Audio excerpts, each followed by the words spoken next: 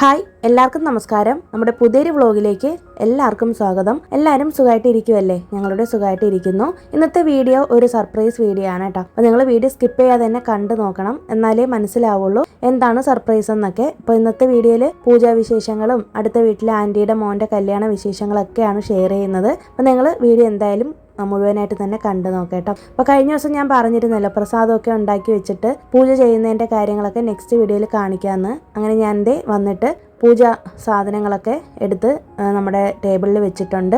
അപ്പോൾ ഞാൻ കഴിഞ്ഞ പ്രാവശ്യം ഇതുപോലെ മഞ്ഞൾ ഗണപതിയെ ഉണ്ടാക്കിയില്ലായിരുന്നേ. അപ്പോൾ ഇത്തവണ എന്തായാലും ഒരു മഞ്ഞൾ ഗണപതിയെ ഉണ്ടാക്കണമെന്ന് വിചാരിച്ചിരുന്നതാണ്. കാരണം എല്ലാ ഫംഗ്ഷൻ നടക്കുമ്പോഴും നമ്മളൊരു ഗണപതിയെ ഇങ്ങനെ ചെയ്ത് വെക്കാറുണ്ട്. നാട്ടിലാണെങ്കിൽ ചാണകത്തിൽ ഇങ്ങനെ നമ്മൾ ഒരു ഉരുള പോലെ പിടിച്ചിട്ടാണല്ലോ ചെയ്യുന്നത്. ഇവിടെയാണെങ്കിൽ ഇങ്ങനെ മഞ്ഞളിലാണ് ചെയ്യുന്നത് കേട്ടോ. അപ്പം അത് ആദ്യമേ തന്നെ ചെയ്ത് വെച്ചു. പിന്നെ വിളക്കൊക്കെ കഴുകിയതൊക്കെ നേരത്തെ തന്നെ കഴുകി വെച്ചു എന്ന് പറഞ്ഞില്ലേ, അതൊക്കെ കൊണ്ടുവന്ന് വെച്ചിട്ട് ചന്ദനവും മഞ്ഞളും ഒക്കെ തൊട്ട് കൊടുത്തിട്ടുണ്ട്. പിന്നെ 2 വാഴക്കന്നാണ് വെച്ചേക്കുന്നത് കേട്ടോ. 2 സൈഡിലായിട്ട് വാഴയുടെ ചെടി വെച്ചിട്ടുണ്ട്. ഇതിവിടെ എല്ലാ വിശേഷങ്ങൾക്കും മെയിനായിട്ട് ചെയ്യുന്നതാണ് ഇവിടെയുള്ള ആൾക്കാർ. അപ്പം ഞാൻ ഫസ്റ്റ് ടൈമാണ് ഇത് വാങ്ങിച്ചിട്ടുള്ളത് കേട്ടോ. പിന്നെ ഞാനൊരു ഫോട്ടോയും വെച്ചിട്ടുണ്ട്. പിന്നെ അതുപോലെ തന്നെ എൻ്റെ ഒരു ചെറിയൊരു വിഗ്രഹം പോലത്തതുണ്ടായിരുന്നു, കളിമണ്ണിലുള്ളൊരിത് ഗണപതിയുടേത്. അപ്പോൾ അതും കൂടി വെച്ച് കൊടുത്തിട്ടുണ്ട്. ഒന്നിൽ ഞാൻ അരളിഹാരവും മറ്റേതിൽ എരിക്കുമാല ഞാൻ ഉണ്ടാക്കിയില്ല, അതാണ് ചാർത്തി കൊടുത്തത് കേട്ടോ. പിന്നെ അത് കഴിഞ്ഞിട്ട് ഫ്രൂട്ട്സ് ഒക്കെ വെച്ച് കൊടുത്തിട്ടുണ്ട്. നമ്മൾ കിറ്റായിട്ട് മേടിച്ചിട്ടുള്ള ഫ്രൂട്ട്സ് ആണ് ഇതൊക്കെ. ഗണപതിയുടെ ഇഷ്ടപ്പെട്ട ഫ്രൂട്ട്സുകളാണ്.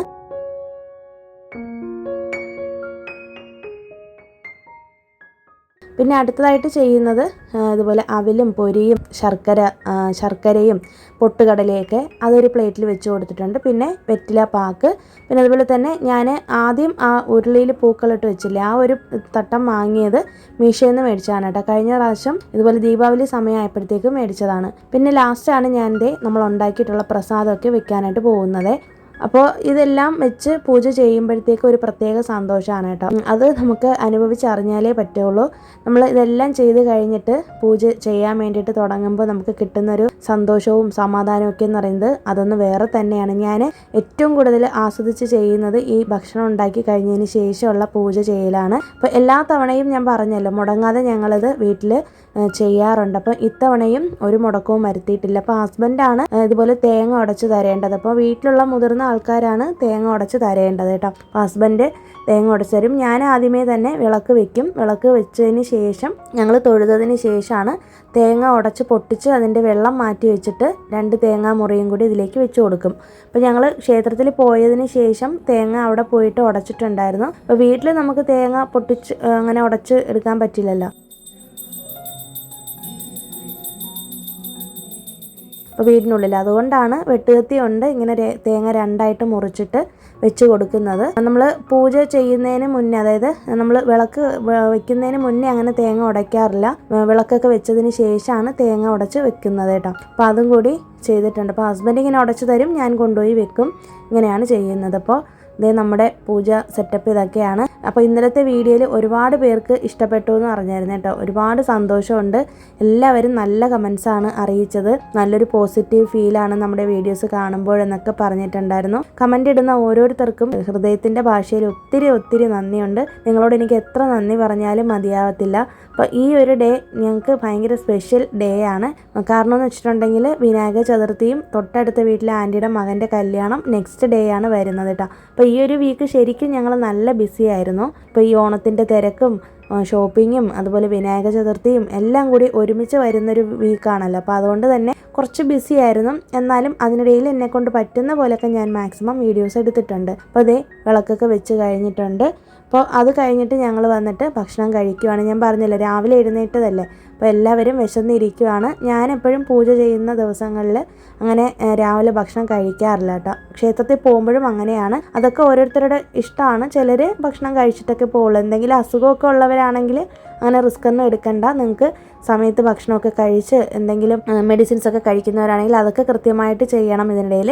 അപ്പോൾ എനിക്ക് അങ്ങനത്തെ പ്രശ്നങ്ങളൊന്നും ഇല്ലാത്തതുകൊണ്ടാണ് കേട്ടോ ഞാൻ രാവിലെ അങ്ങനെ ഭക്ഷണം കഴിക്കാതെ നിൽക്കുന്നത്. അപ്പോൾ ഞാൻ കഴിക്കാത്തത് കൊണ്ട് ഹസ്ബൻഡും കഴിച്ചിട്ടില്ല. ആമിക്കാണെങ്കിൽ ഞാൻ കട്ടൻ ചായയും സ്നാക്സൊക്കെ എടുത്ത് കൊടുത്തായിരുന്നു കേട്ടോ ഇടയ്ക്ക് വെച്ചിട്ട്.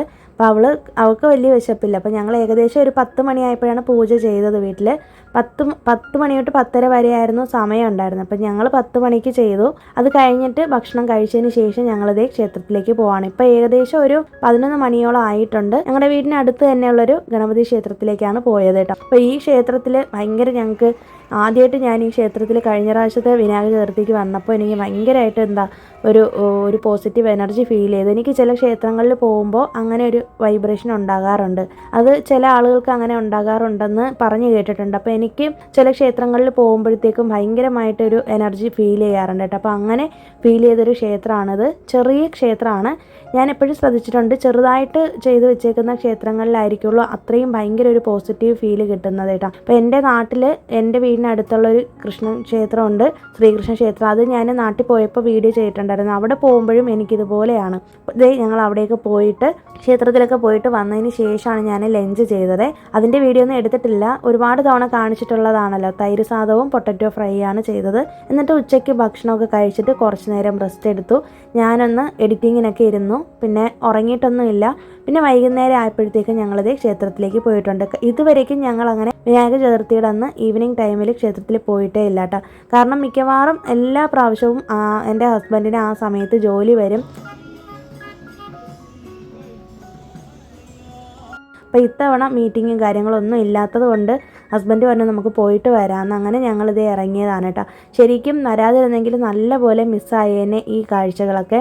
വരുന്ന വഴിയിൽ തന്നെ ഒരുപാട് സ്ഥലങ്ങളിൽ ഗണപതിയെ ഇങ്ങനെ ഘോഷയാത്രയ്ക്ക് കൊണ്ടുപോകുന്നത് കണ്ടായിരുന്നു. പിന്നെ അതുപോലെ നിമഞ്ജനം ചെയ്യാൻ വേണ്ടിയിട്ട് കൊണ്ടുപോകുന്നത് കണ്ടു. അപ്പോൾ ക്ഷേത്രങ്ങളിലൊക്കെ ഭയങ്കര വിശേഷമാണ്, നല്ല തിരക്കും ഉണ്ടായിരുന്നു കേട്ടോ. അപ്പോൾ ഞങ്ങളിവിടെ അടുത്ത് തന്നെയുള്ള ക്ഷേത്രത്തിലാണ് വരുന്നത്. ഈ ക്ഷേത്രത്തിലാണ് ഞങ്ങൾ മിക്കവാറും എല്ലാ വിശേഷ ദിവസങ്ങളിലും വരുന്നത് കേട്ടോ. ഇവിടെയാണ് പ്രാവുള്ള ക്ഷേത്രമാണ് കേട്ടോ ഇവിടെ. അപ്പോൾ ഇന്ന് ഞങ്ങൾ വന്നപ്പോൾ പ്രാവിനെ ഒന്നും കണ്ടിട്ടില്ല. പ്രാവിന് ഭക്ഷണമൊക്കെ കൊടുക്കുന്ന ക്ഷേത്രമാണിത്. ഒരു പ്രത്യേക രസമാണ് ഇവിടെ. ഇത് ശിവക്ഷേത്രമാണ്, അതുകൊണ്ട് തന്നെ ഒരു പ്രത്യേക ഐശ്വര്യമാണ്. ഞങ്ങൾ അങ്ങനെ കുറേ നേരം ഇവിടെ ഇരുന്നിട്ടാണ് വരുന്നത് കേട്ടോ. എപ്പോഴും ക്ഷേത്രത്തിൽ പോകുമ്പോൾ കുറച്ച് നേരം ക്ഷേത്ര പരിസരത്ത് ഇരുന്നിട്ടാണ് വരുന്നത്. അപ്പോൾ അതേ ഗണപതിയെ കൊണ്ടുവരുവാണ്.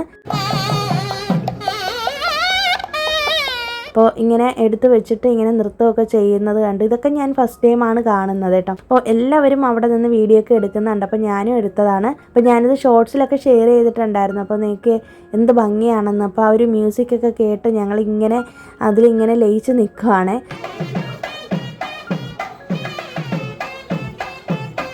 അപ്പോൾ ഇവരിങ്ങനെ ഡാൻസ് കളിക്കുന്നതൊക്കെ കാണാനായിട്ട് ഭയങ്കര രസമാണ്. ഇന്ന് ബർത്ത്ഡേ ആണല്ലോ ഗണപതിയുടെ, അതുകൊണ്ട് ഉള്ള സ്പെഷ്യാലിറ്റി ആണെന്ന് തോന്നുന്നു. നാട്ടിലൊന്നും ഞാൻ ഇങ്ങനെയൊന്നും കണ്ടിട്ടൊന്നുമില്ല കേട്ടോ. എൻ്റെ ജീവിതത്തിൽ തന്നെ ആദ്യമായിട്ടാണ് ഈ വിനായക ചതുർത്ഥിയുടെ അന്ന് ക്ഷേത്രത്തിൽ വരുന്നതും ഇങ്ങനെ ഇതൊക്കെ കാണുന്നതും. അപ്പോൾ ഇത്തവണത്തെ വിനായക ചതുർത്ഥി ഞങ്ങൾക്ക് ഭയങ്കര സ്പെഷ്യലായിരുന്നു കേട്ടോ. പിന്നെ അത് ആ ക്ഷേത്രത്തിൽ നിന്ന് വെളിയിലോട്ട് വന്നപ്പോഴത്തേക്കൊണ്ട് വേറെടുത്ത് ഗണപതി ക്ഷേത്രത്തിൽ ഇതുപോലെ വിശേഷമാണ്. അങ്ങനെ പല സ്ഥലങ്ങളിലായിട്ട് ഇങ്ങനെ ഇത് വെച്ചിട്ടുണ്ട് കേട്ടോ. ഗണപതി പപ്പയെ വെച്ചിട്ടുണ്ടായിരുന്നു.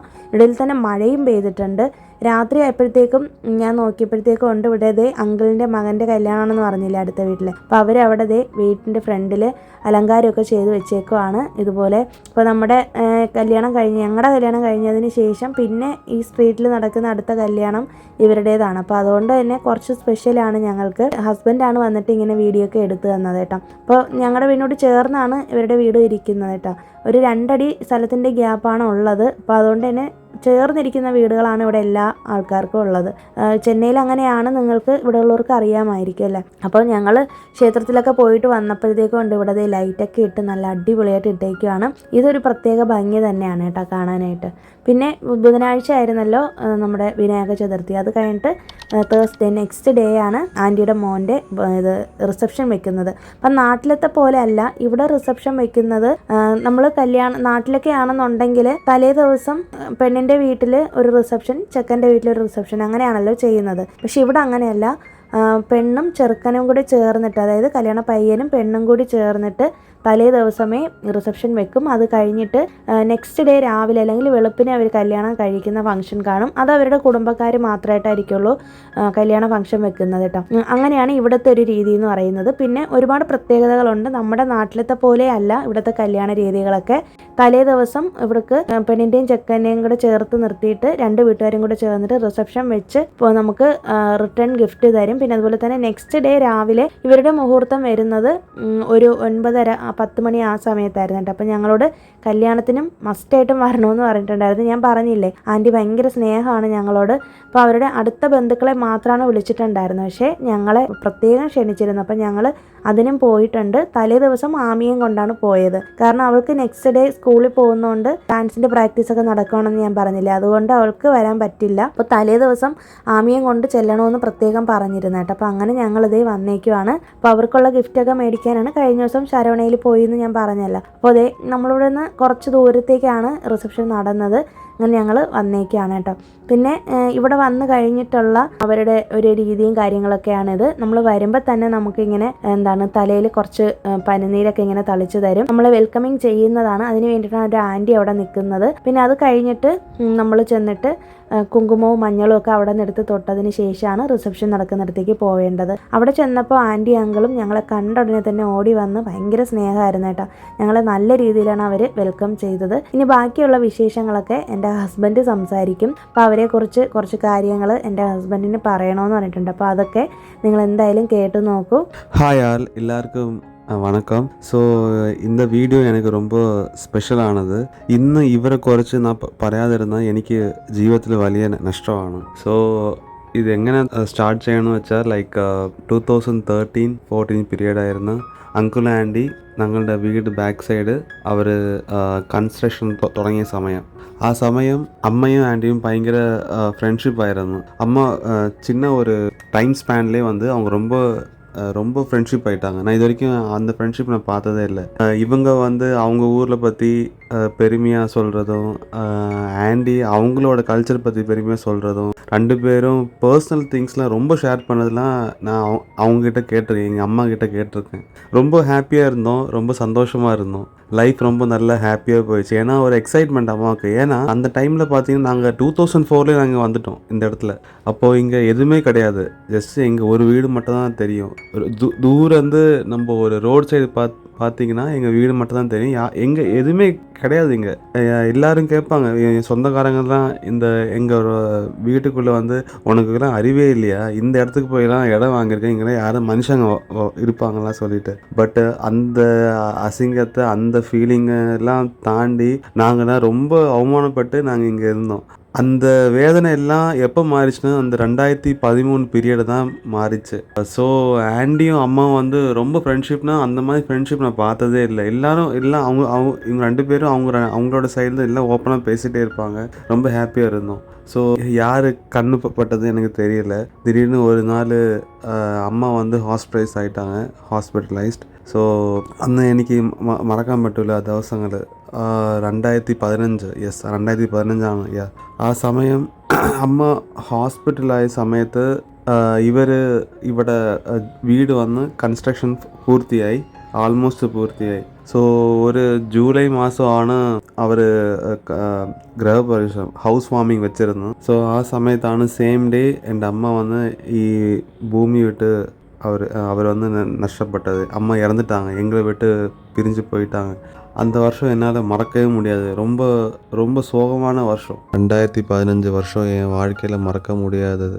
வீட்டில் இருக்கும்போதெல்லாம் இந்த வீடு நான் நினைப்பேன், அவங்க இப்போ கூட எங்கள் கூட தான் இருக்காங்கன்னு நான் ஃபீல் பண்ணிட்டே இருப்பேன். எனக்கு என்னால் உணர முடியும். ஏன்னா நான் எப்போல்லாம் நான் தனியாக இருக்கும்போது அந்த புல் அரிக்கும்னு சொல்லுவாங்கள்ல, எனக்கு அது ஃபீல் ஆகிருக்கு நிறைய வாட்டி. ஸோ அதே 2015 வருஷத்தில் என் தம்பிக்கு ஒரு இன்சிடென்ட் நடந்துச்சு. மொட்டை மாடி சொல்லுவோம் நம்ம. இப்போ வீடு இருக்குல்ல, நம்ம தமிழில் மொட்டை மாடினா மலையாளத்தில் டெரஸ்னு சொல்லுவோம். அப்போ இருக்கும்போது தம்பி வந்து இங்கே தனியாக சேர் போட்டு உட்காந்துட்டு இருப்பான். அப்போது திடீர்னு பக்கத்து வீட்டு கல்யாண பையன் அருண் வந்து தம்பியை பார்த்துருக்கான். ரொம்ப நேரம் அழுதுகிட்டே இருந்தான். நேராக போயிட்டு ஆண்டி கிட்ட சொல்லியிருக்கான், அவங்க அம்மா கிட்ட. அப்போ ஆண்டி ஓடி வந்து தம்பிக்கிட்ட கேட்டிருக்கான், என்னப்பா என்ன ஆயிடுச்சுன்னு. அப்போது தம்பி சொல்லியிருக்கேன், இந்த மாதிரி ஆண்டி அம்மா விட்டு போயிட்டாங்க, என்னால் மறக்க முடியல சொல்லிட்டு.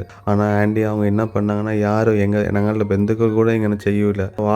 വാക്കാണ് മനുഷ്യനെ ഡിഫൈൻ ചെയ്യണത്. അവരെ கிட்ட அணைச்சு, தம்பி உனக்கு நான் இருக்கேன், அம்மா ஸ்தானத்து நான் இருக்கேன், நீ என்ன வேணால் என்கிட்ட நீ வந்து ஷேர் பண்ணலாம் சொல்லிட்டு. உடனே அவங்க ஆண்டி வந்து அவங்க வீட்டுக்கு போயிட்டு அவனுக்கு பிடிச்ச பலகாரம்லாம் செஞ்சு அவனை அந்த டே ஃபுல்லாக அவனை பார்த்துருந்தாங்க. எனக்கு அது மறக்காம பட்டுவில்ல. காரணம் അത്രയും ഞങ്ങൾ ലോ ആയിരുന്നപ്പോൾ അവർ ഞങ്ങൾക്ക് വേണ്ടി നിന്നത്. അതുപോലെ എൻ്റെ കല്യാണ സമയത്ത് എൻ്റെ അമ്മ എന്തെല്ലാം പറയോ, விமல் டைமுக்கு வீட்டுக்கு வரணும், அங்கெல்லாம் போகக்கூடாது, ரொம்ப ஸ்ட்ரெயின்லாம் பண்ணக்கூடாது, അതേ മാതിരി തന്നെ അവർ എനിക്ക് എൻ്റെ ലൈഫിൽ അവർ പറഞ്ഞ ആ ദിവസങ്ങളെ ഞാൻ ഇപ്പോൾ ഓർമ്മിക്കുന്നു. വീണ്ടും ആ വർഷം എനിക്ക് വേറെ ഒരു ഇൻസ്റ്റൻറ്റ് ഓർമ്മ വന്നത് വെച്ചാൽ നാട്ടിൽ നിന്ന് എല്ലാവരും വന്ന് ലാസ്റ്റ് റൈഡ് ചെയ്യാൻ വേണ്ടി. അപ്പോൾ ഞാൻ ഇല്ല, എൻ്റെ ഫ്രണ്ട്സ്, എൻ്റെ ബന്ധുക്കൾ, എൻ്റെ കുടുംബക്കാർ എല്ലാവരും ഉണ്ടായിരുന്നു. ഒരു ഇൻസിഡൻറ്റ് അതെൻ്റെ ഞാൻ മരിക്കണ അത് ഞാൻ മറക്കില്ല. കാരണം എന്തെന്ന് വെച്ചാൽ വീട്ടിലിരുന്ന് சுடுகாட்டுக்கு போகணும் டைமில் வந்து வேன் வந்துச்சு, அம்மாவோட பாடி ஏற்றிட்டாங்க. டிரைவர் கேட்குறாங்க, நான் இருக்கேன் அதில். டிரைவர் இன்னொரு ஆள் வேணும், துணைக்கு வேணும்னு சொல்லிட்டு நான் வந்து ஃபுல்லாகவே எனக்கு நான் அழுதுகிட்டே இருந்தேன். என்னால் பேச முடியல, எதுவும் பண்ண முடியல. எனக்கு ஃபுல்லாகவே பிளாங்க் ஆயிடுச்சு. எனக்கு என்ன பண்ணுறதுன்னு எனக்கு தெரியல. அப்படியே நான் உட்காந்துட்டு இருந்தேன். அப்போ ஒரு ஆள் திடீர்னு வந்து கேரி என்னோட ஃப்ரெண்டில் அவர் உட்காந்துட்டு இருக்காரு. அவர் யாருன்னு கூட எனக்கு தெரியல, என்னால் பார்க்க முடியல. எங்கள் அம்மாவோட முகம் தான் நான் பார்த்துட்டே இருந்தேன் வீட்டிலேருந்து சுடுகாடு போகிற வரைக்கும். அப்போது அங்கே இருக்கும்போது அது நான் அப்புறமா நான் மறந்துட்டேன். அது யார் வந்தாங்க, அது யார் பண்ணாங்க, நான் மறந்தேன். வருஷங்க அப்புறமா நான் அது அப்பா கிட்ட கேட்டேன், அன்னைக்கு யார் வந்தது அப்படி சொன்னார். அது பக்கத்து வீட்டு அங்கிள் தான்ப்பா வந்தாங்க சொல்லி. நான் அன்னைக்கு தான் நான் ஃபீல் பண்ணேன், ஹியூமனிட்டி டூ எக்ஸிஸ்ட் சொல்லிட்டு. அந்த மனுஷுத்தம் நான் அங்கிள்கிட்ட அண்ணான்னு நான் படித்தது. ஸோ നമ്മളുടെ കഷ്ടത്തിൽ നമ്മൾ ഒരാൾ നമുക്ക് ഹെൽപ്പ് ചെയ്താൽ നമ്മൾ തിരിച്ച് ചെയ്യണത് അത് എത്ര വാക്ക് പറഞ്ഞാലും അത് നമുക്ക് ഇതാവില്ല. അത് കാരണം അത്രയും is such a down to earth ക്യാരക്ടറാണ് അങ്കിള്. കാരണം അങ്കിൾ അങ്ങനെയാണ് ലൈഫ് കണ്ടത്. ആസ് എ മിലിറ്ററി മാൻ അദ്ദേഹത്തിൻ്റെ ലൈഫിൽ തന്നെ നിറയെ കണ്ടിട്ടുണ്ട്. ലൈഫ് ഈസ് അത്രയും വലിയ ലൈഫ്. നമ്മളുടെ അഹങ്കാരം ഒരു സെക്കൻഡ് നമ്മൾ കണ്ണു മൂടിയാൽ മതി, നമുക്ക് അഹങ്കാരം എല്ലാം തീരും. അതാണ് എനിക്ക് അന്ന് ഞാൻ പഠിച്ചത്. പിന്നീട് എൻ്റെ അനിയ അരുൺ എങ്ങനെയെന്ന് വെച്ചാൽ എക്സാക്ട്ലി ഇൻട്രോവേർട്ട്, എന്നെ പോലെയാണ്. പക്ഷേ பேசுகிற விஷயத்தில் கரெக்டாக பேசுவான். அந்த மாதிரி அவனை வளர்த்துக்கிறாங்க அவங்க அம்மா அப்பா. அவ்வளோ hats off, really hats off. அந்த மாதிரி ஒரு பையன் சத்தியமாக அவங்க அருணோட மிஸ்ஸஸ் ஹரிணிக்கு கிடைச்சது ரொம்ப பாக்கியம் நான் நினைக்கிறேன். இந்த மாதிரி ஒரு நல்ல ஒரு ஃபேமிலி எனக்கு கடவுள் கொடுத்தது ரொம்ப நான் என்னைக்கு கிஃப்டாக நான் நினைக்கிறேன். ஏன்னா அம்மா விட்டதெல்லாம், അമ്മ ഇല്ലാതെ പോയതെല്ലാം அவங்க എൻ കൂടെ இருந்திருக்காங்க. അപ്പോൾ அவங்க இன்னொரு അമ്മ தானே. എനിക്ക് പറയാനുള്ളത്, ഒരു മനുഷ്യനായി നമ്മൾ ജീവിക്കണമെങ്കിൽ ഭൂമിയിൽ മനുഷ്യനായി ജീവിച്ചാലേ ഒരു മനുഷ്യൻ്റെ വില നമുക്ക് മനസ്സിലാവാൻ പറ്റുള്ളൂ. പൈസ കൊടുത്ത് നമുക്ക് സാധനങ്ങൾ വാങ്ങിക്കാൻ പറ്റും, പക്ഷെ മനുഷ്യൻ്റെ ആ സ്നേഹവും ആ റെസ്പെക്റ്റും നമ്മൾ what we earn, how we treat the fellow beings with others. എൻ്റെ വൈഫും അതുപോലെയാണ്. അവൾ തമിഴ്നാട്ടിൽ വന്നിട്ട് അവൾ ഇനിയും മനുഷ്യന്മാരെ എങ്ങനെ ബിഹേവ് ചെയ്യണം അവളും പഠിക്കാൻ തുടങ്ങി. അങ്ങനെ അതുകൊണ്ട് എനിക്ക് ഭയങ്കര പ്രൗഡാണ്. ഇവിടുത്തെ മണ്ണ് അങ്ങനത്തെ മണ്ണാണ്. വന്ത വാഴ വയ്ക്കും തമിഴകം, വന്ത വാഴ വയ്ക്കും ചെന്നൈയാണത്. അതുപോലെ ഞങ്ങൾ ഈ ഭൂമി വിട്ട് ഞാനും എൻ്റെ വൈഫ് ഈ ഭൂമിയിൽ തന്നെ ഞങ്ങളിവിടെ അടങ്ങും. കാരണം അത്രയ്ക്കും പറയാതെ വാക്കില്ല. പിന്നെ എൻ്റെ അരുൺ അവൻ്റെ ജീവിതത്തിൽ അവൻ ഒരു ഫസ്റ്റ് സ്റ്റെപ്പ് വെക്കണം. ഇത് അവൻ്റെ ലൈഫിൽ നല്ലപോലെ കൊണ്ടുപോയി അവൻ്റെ അച്ഛൻ്റെ അമ്മയെ ഇനിയും അവൻ പെരുമപ്പെടുത്തണം. നമ്മൾ ഈ ഭൂമിയിൽ വന്ന് ഒരു നല്ലത് തേടി പോയാൽ നല്ലത് തന്നെ തേടി വരും. ഒരു കെട്ടത് തേടിയാൽ കെട്ടത് തന്നെ തേടി വരും. സോ എല്ലാം താഴെ നിന്ന് മേലെ ഒരു ശക്തി, പ്രപഞ്ച ശക്തി നോക്കിയിട്ടേ ഇരിക്കുന്നു. അപ്പോൾ നമ്മൾ ഈ ഭൂമിയിൽ ചെയ്ത നല്ല കാര്യം നമ്മളുടെ മക്കൾക്കും അത് ട്രാൻസ്ഫർ ആവും. എണ്ണം പോൽ വാഴ്ക്കൈ. നല്ലതേ ചിന്തിക്കുക, നല്ലതേ പ്രവൃത്തി കാണിക്കുക, നല്ലപോലെ ജീവിച്ച് കാണിക്കുക. മനുഷ്യനായി അഹങ്കാരത്തെക്കുറില്ല. അഹങ്കാരം ഒരു സെക്കൻഡ് മതി മനുഷ്യനെ താഴെ കൊണ്ടുപോകാൻ. പക്ഷെ എന്നും ഹംബിളായിരിക്കണം. Humble, stay bless and always help others who are in loneliness and who are depressed in their life. Be happy. നമ്മൾ എത്ര ബുക്ക് പഠിച്ചാലും എത്ര അറിവ് പഠിച്ചാലും മനുഷ്യന്മാരെ പഠിക്കുന്ന സാധാരണ വിഷയമല്ല. അത് നമ്മൾ അവരുടെ കൂടെ ജീവിച്ചാലേ നമുക്ക് മനസ്സിലാവാൻ പറ്റുള്ളൂ. കാരണം തമിഴ്നാട് അങ്ങനത്തെ ഒരു സ്ഥലമാണ്. The land of beauty and good souls live here. ഞാനും എൻ്റെ വൈഫും അവൾക്ക് തമിഴ്, അവളുടെ കോളേജ് ലൈഫിൽ തന്നെ അവൾക്ക് തമിഴ്നാട്ടിൽ വരണം, തമിഴ് കൾച്ചർ വരണം. എവിടെ, അതായത് ഒരു മനുഷ്യൻ ജീവിച്ച അവൻ്റെ മരണവും ജന്മവും മരണവും എവിടെയോ തീരുമാനിക്കാൻ പറ്റുന്നത്. അപ്പോൾ അവൾ എനിക്ക് വേണ്ടി തേടി വന്നതാണ് തമിഴ്നാട്ടിൽ. സോ എനിക്ക് അതുപോലെയാണ്, നാട്ടിലാണ് എനിക്കൊരു പെണ്ണ് വേണമെന്ന് ഞാൻ ആഗ്രഹിച്ചത്. അതുപോലെ ദൈവം അതെല്ലാം ആൾറെഡി എഴുതി വെച്ചിട്ടുണ്ട്. ഇവിടെ തമിഴ്നാട്ടിൽ വന്നിട്ട് നിങ്ങൾ ജീവിച്ചാലേ ഞാൻ പറയണത് നിങ്ങൾക്ക് മനസ്സിലാവും, ഫീൽ ചെയ്യാൻ പറ്റുള്ളൂ. എങ്ങനെയാണ് നമ്മൾ ബിഹേവ് ചെയ്യണമെന്ന് നമ്മൾ ഇവിടെ നിന്ന് നമുക്ക് പഠിക്കാൻ പറ്റുള്ളൂ. അതുപോലെ മലയാളം തമിഴും എന്നും ഞാൻ ഒന്നുപോലെയാണ് കാണുന്നത്. കാരണം തമിഴ് വെച്ചാൽ the mother of all languages എന്ന് പറയൂലേ, അതന്നെ ആൾമോസ്റ്റ് സെയിം എക്സാക്റ്റ് സെയിം കൗണ്ടിൽ നിന്ന് മലയാളമാണ്. തമിഴിൽ നിന്ന് മലയാളമാണ് ആൾമോസ്റ്റ് സെയിം. ഈ രണ്ട് കമ്മ്യൂണിറ്റിയും ഒന്നാ ഇരിക്കുന്നത് എനിക്ക് അത്രയും ഹാപ്പിയാണ്. കാരണം 36 വർഷം ഞാൻ ഇവിടെ ഇരിക്കണോണ്ട് എനിക്കറിയാം ഇവിടുത്തെ ആൾക്കാർ എങ്ങനെയാണ് നമ്മൾ സപ്പോർട്ട് ചെയ്യണമെന്ന് വെച്ചാൽ. നമ്മൾ അത്രയ്ക്കാണ് സ്വന്തം രക്തബന്ധം കൂടെ ഇത്രയും സ്നേഹം കാണിക്കൂല, അത്രയും നമ്മൾ നോക്കും ഇവിടെ. എനിക്ക് പറയാനുള്ളത്, നിങ്ങളുടെ ജീവിതത്തിൽ നല്ലത് ചെയ്ത ആൾക്കാർ അവർ ജീവിക്കുന്ന സമയത്ത് തന്നെ നല്ലത് പറയണം. കാരണം മരിച്ചു കഴിഞ്ഞിട്ട് പറഞ്ഞാൽ ഒരു പ്രയോജനവും ഇല്ല. കാരണം ഇത് പറയാൻ തന്നെ നല്ല മനസ്സ് വേണം. അരുണിൻ്റെ കല്യാണത്തിന് ആൻറ്റി അങ്കിൾ ഞങ്ങളെ റിസീവ് ചെയ്തത്, റെസ്പെക്റ്റ് തന്നതെല്ലാം ഞങ്ങളുടെ ബന്ധുക്കൾ കൂടെ തരൂല. കാരണം അത്രയും ട്രൂത്ത്ഫുള്ളായിരുന്നു, അത്രയ്ക്കും മനസ്സ് നിറഞ്ഞാണ് ഞങ്ങളവിടെ വന്നത്.